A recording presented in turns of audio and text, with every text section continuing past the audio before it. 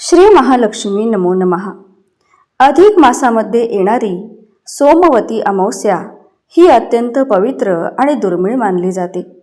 सोमवार हा दिवस भगवान शिवशंकरांना समर्पित असतो आणि अमावस्या ही तिथी पितरांची तिथी मानली जाते।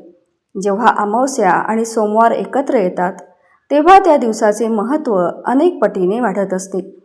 या दिवशी केलेली शिवपूजा, जप, तप, दान, धर्म आणि उपाय अत्यंत लवकर फळ देतात असं मानलं जातं। मित्रांनो, तुमच्या मुलांचं अभ्यासात लक्ष लागत नाही का? मुलं मोबाईलमध्ये जास्त वेळ घालवत आहेत का? खूप मेहनत करूनही अपेक्षित यश मिळत नाहीये का? घरातील नकारात्मक वातावरणाचा परिणाम मुलांच्या भविष्यावर होत आहे का? आई म्हणून तुम्ही रोज देवाला हात जोडून फक्त एवढंच म्हणता, देवा माझ्या मुलांचं भलं होऊ दे। पण मित्रांनो, कधी आपण एक छोटासा उपाय करणं विसरून जातो। जो उपाय श्रद्धेने केला तर मुलांच्या जीवनातील अनेक अडथळे दूर होऊ शकतात।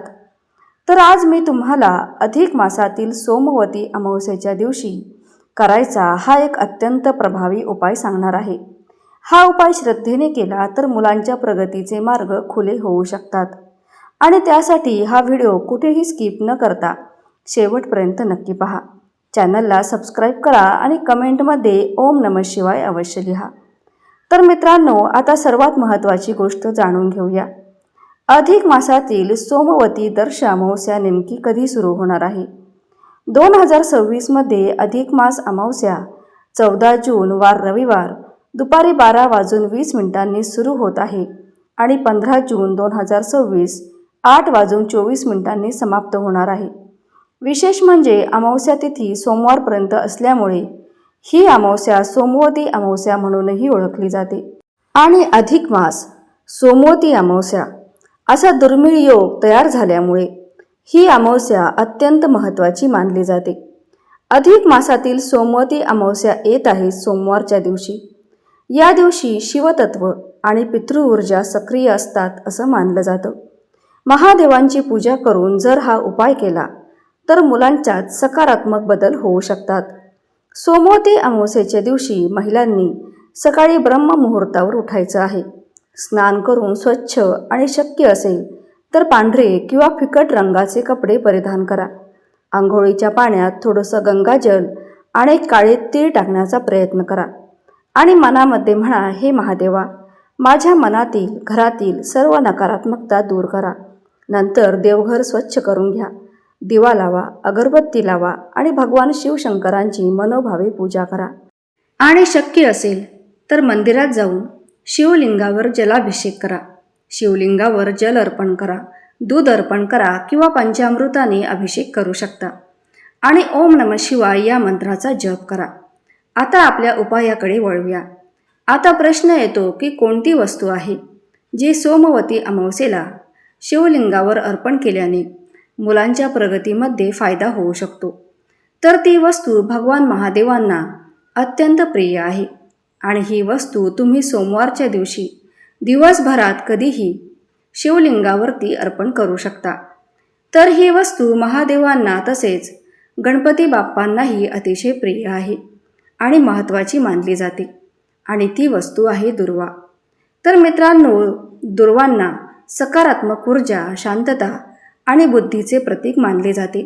सोमवारी अमावस्येच्या दिवशी जर श्रद्धेने शिवलिंगावर दुर्वा अर्पण केल्या तर मुलांच्या जीवनातील अडथळे, अडचणी, काही दोष असल्यास ते कमी होतात असे मानले जाते।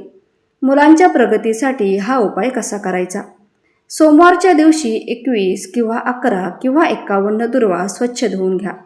त्या दुर्वा स्वच्छ पाण्याने धुवून घ्या आणि नंतर आपल्या मुलांचे नाव मनात घ्या आणि ओम नमः शिवाय या मंत्राचा जप करत एक एक करून दुर्वा शिवलिंगावर अर्पण करताना मनापासून प्रार्थना करा की हे महादेवा, माझ्या मुलाला चांगली बुद्धी, योग्य मार्ग आणि जीवनात यश द्या। मित्रांनो, हा उपाय शब्दाने केल्यामुळे काय फायदा होऊ शकतो?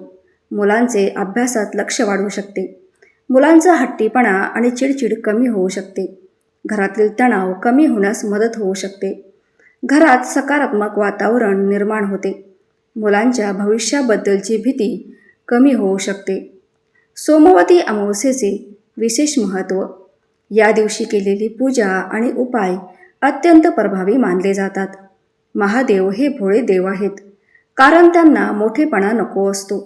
त्यांना हवे असते ती फक्त शुद्ध श्रद्धा, आणि म्हणून उपाय करताना मनामध्ये विश्वास ठेवावा.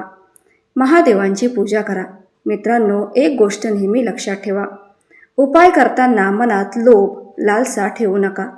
फक्त एवढंच म्हणा, महादेवा माझ्या मुलांचं भलं कर. विश्वास ठेवा, महादेव तुमची प्रार्थना नक्कीच ऐकतील. या अमावस्येच्या काळात पती पत्नीने ब्रह्मचर्याचे पालन अवश्य करावे. शक्यतो शाकाहार करावा. खोटे बोलू नये. राग, चिडचिड, शिवीगाळ करू नये. अमावस्येच्या काळात परान्न घेऊ नये, कारण अमावस्येच्या काळात जास्तीत जास्त देवधर्म करण्याचा प्रयत्न करावा. कारण अमावस्येच्या काळात तांत्रिक क्रिया जास्त प्रमाणात होत असल्यामुळे अन्नपदार्थात काहीही मिसळून खाऊ घालण्याची शक्यता नाकारता येत नाही.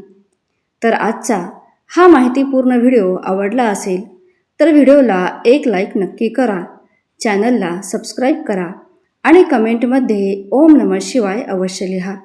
धन्यवाद.